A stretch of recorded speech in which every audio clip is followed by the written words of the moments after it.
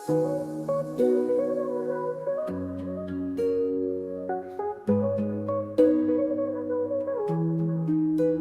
មកុំនិយាយអំពីនាងកងទៀត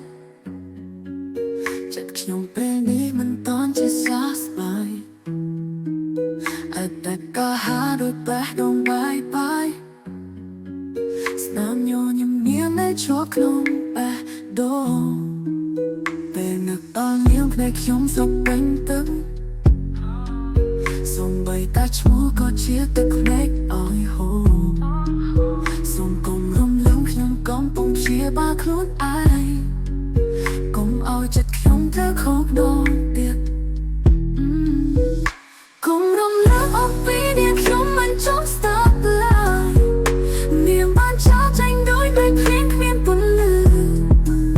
នៅថ្ងៃបេះដូងខ្ញុំតន់តែបាយធ្លីសូមកុំឲ្យខ្ញុំខកចិត្តដងទៀតខ្ញុំកំពុងស្វែងរកថ្ងៃថ្មីមិនចង់រស់ក្នុងសម័យនេះទៀតឡើយសូមបញ្ចប់ការបាននិយាយអំពីនាងចឹងខ្ញុំហើយចាំមើលថានឹងជាសះស្បើយ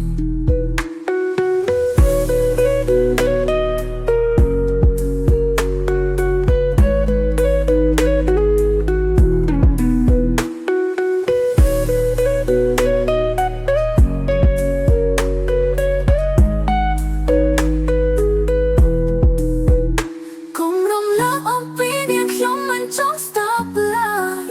អត្តកាលនោះសូមឲ្យវាคล้ายជាខ្សែភាពពីតក